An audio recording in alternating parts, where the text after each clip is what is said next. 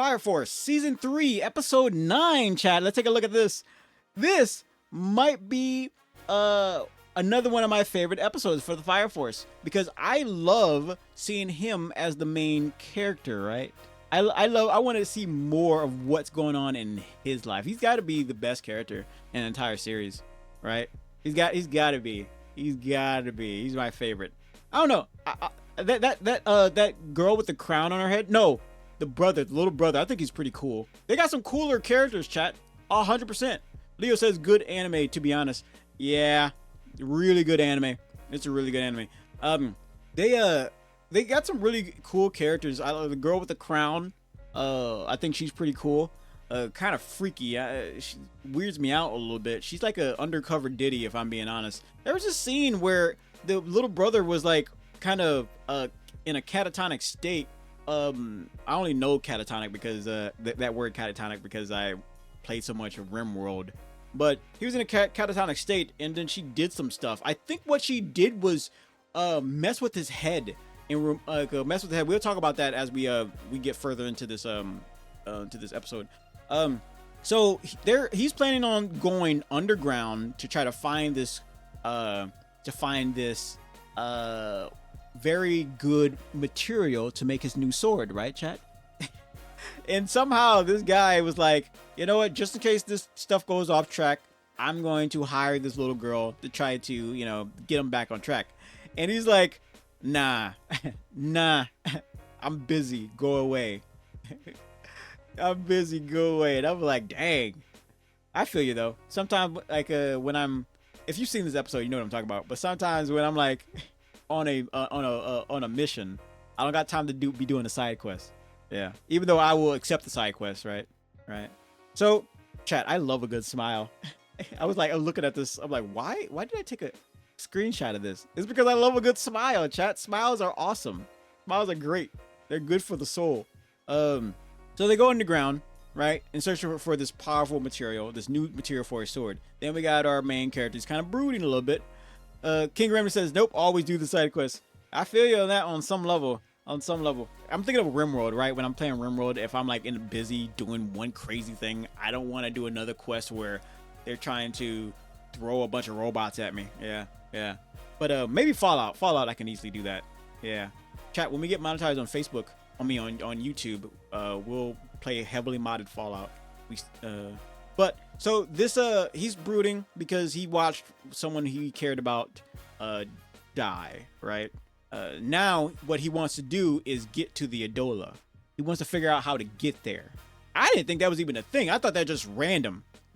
That it's really, I didn't think that was a possible, chat. I did not think that was possible.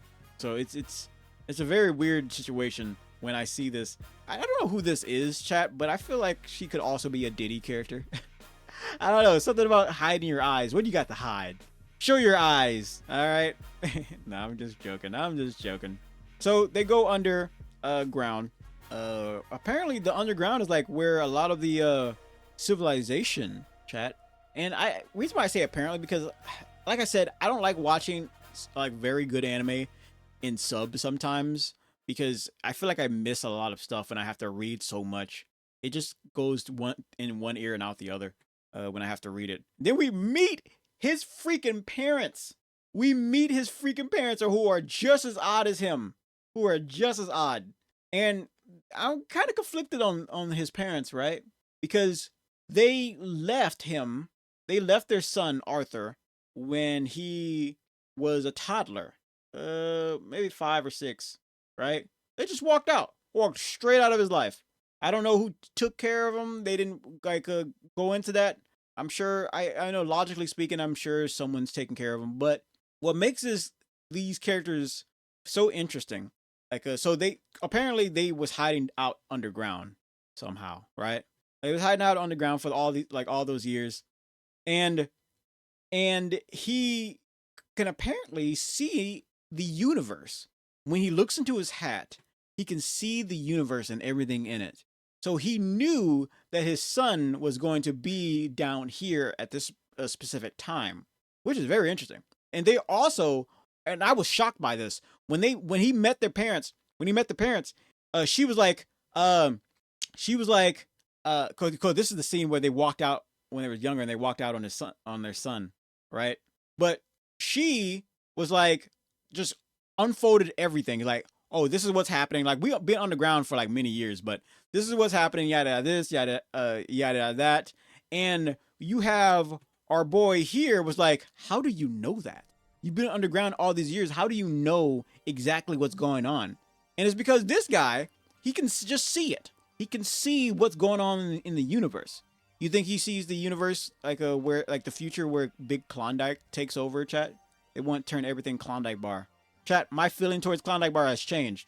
I will still make jokes about Klondike bars, but specifically the mint ones. Give me a nice chocolate Klondike bar, chat. I'll go for that. But you can see in this like scrap heap, like you can see cell phones. My head's in the way, but you can see like cell phones right here. That's so cool. Like Leo says he'd be a living radio. Probably.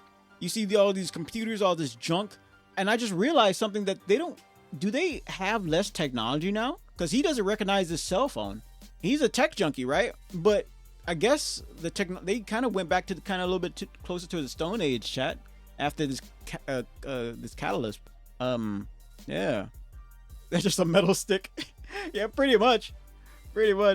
So he doesn't recognize some of this technology. He got a motorcycle and everything. Let's see. So what is weird, right, chat, is that they find this nose cone from a spaceship, and that's what they're going to use to make his new sword. Now think about this, chat. I had to Google this. I was like, how hot do you need to get a nose cone to melt it down? A nose cone from a rocket ship, to melt it down. It has to get really hot. Now here's the crazy thing, chat. Oh yeah, before I get into that, I'll get into that in a little bit. I think I got screenshots of when they melt it down. But he has like Arthur has two brothers and a sister, so they've been having babies while they were down here, which is really sad. This guy right here was like, that's crazy. Like this is crazy. How are you gonna have kids but leave your other kid behind? And I think it's because he knows, chat, the future. He knows how important his son is and how important his son can be for the survival of mankind. So that's why he left the family and where they left him. And I think, see, here's the thing: a mother wouldn't normally do that, leave their son behind, but because she's like, I believe in you, right? I believe in you. Now, people who just outside looking in, right? Leo said first child had to pay a price. Probably. Now, anyone from the outside looking in, right? You would be like, oh, she's a terrible mother. But I say, King Remedy says, pretty sure it's tungsten, which gets to 10,000 degrees. Yeah, we're gonna touch on that on a little bit. We're gonna like talk about that in a second because I had to Google some information about this stuff. So she is a great wife, right? Because she believes him. When you have a significant other who can prove to you that they can tell the future in some way, shape, or form, at some point you're like, all right. I'm sure she was sad leaving her baby boy behind, but at the same time, it's like he's going to be doing great things, right? It's like if someone came to you and said, "Hey, the Matrix is going to be a good movie." Actually, I don't have any. I'm gonna end that sentence right now. I think it's a great movie, but I don't have anything to add to that to make that make sense. Moving on. So he's surprised, like, how you gonna leave how you gonna have kids but leave your other kid behind? And he's like, off in his dreamland. He's like, I don't care. It won't. So they go and take this cone to go melt it down, right, chat? They go to melt down the cone in this pot. Now, I had to do a little bit of research and Googling on how this stuff could be melted down. Today's rocket ships could not be melted down in a blacksmith shop because it's got carbon, it's got all these other chemicals inside of it, so it couldn't work. And it would create gas. I'm not saying that he couldn't do it. He's smart enough to do that if he figured it out. He would be smart enough to do that. He's very, very smart. He's a strong head. That's funny. Um, he could figure it out because that's how smart he is. However, in a pot like this, melting it down, melting something that's a spaceship that's made today could not work because it would create gas. It was just all these things, right? However, this cone isn't today's kind of spaceship, right? It's not something that would have been made today. It was something that was made a little bit longer, around, I don't know, around where the first spaceship went to the moon. It's that kind of metal, because that kind of metal wasn't made with or wasn't made with whatever we make it today, right, chat? So when you melt this down, it won't create like these toxic gas, as it would. I actually spent like uh I Leo says no. Tungsten is one of the most heavy metal. Yeah, it's these spaceships nowadays are made with like carbon or something like that. And when you try to hammer carbon, it's very brittle and it will break apart. So it wouldn't make you wouldn't be able to mold like you would. So King Remedy says Fire Force takes place in the future, where we are pre-catalysm and Fire Force is post-catalysm. So I assume Fire Force is just a general stronger in the future. Really a mix. But that's not even the point I'm trying to make, chat. Even though they're using old spaceship, they're using like really old spaceship stuff to make this, which is very powerful stuff. I really want to see this sword in action. Also, we see something inside the bucket. We don't know what that is, but we know that this character right here finds it. So I'm not really sure what that is, chat. It looks very important though. This sword, right, chat. This sword right here can survive a fall from space because of like the material it's used, right? Can someone who like her right here, could she survive a fall from space? Probably not, right? No one on this planet could probably survive a fall from space, and if they did, it probably wouldn't be for very long, right? So this sword should, like, we see if we need to get MatPat on this, by the way. So it takes a certain amount of temperature to melt it, right? A certain amount of temperature to melt tungsten, right? So if we can gauge how much heat this sword would need to be melted down. We can tell, and if this can cut through like pretty much anybody, or anything like that. I need to rephrase this. Hold on, let me gather my words, because I'm trying to listen to chat too, because I got text to speech on. King Remedy says it looks awesome, but I think it's weird. It has a blade since he makes his own plasma blade. Perhaps I think he's probably just gonna imbue it like the outer shell, like he has a regular blade, but on the outer layer he adds a plasma to it. So I think that's what happens to give it a little bit more weight to it. But I think with this episode we get a tiny glimpse into how hot these flames are getting, because all these characters are using fire, right? I don't think that fire is very hot comparison to what would require to make this thing, right, chat? I don't think the flames they get that hot in comparison. Enough to burn you, yes, but if there's not a single person like on this planet with fire powers that can't melt this sword, then this sword might actually be OP. Or even you can make a bullet out of this stuff and hurt anybody. I'm just saying, chat, they need more guns in this anime. So his parents leave behind a note and says, Leo says this sword is going to cut metal like butter. I hope so, because I want to see more like him in action. So his parents leave behind a note, because they're so while they're making the sword and all that, so throughout that time, we don't know how long it took to do that. It takes a little bit of time to melt down something that doesn't normally melt with ease, chat. If you can even get it to that point. Leo's is a weapon nerd, really. Um, so his family has lived above ground for a few days, for a little bit of time, but they decided to leave him again. They decided to leave him again, and they left behind a note.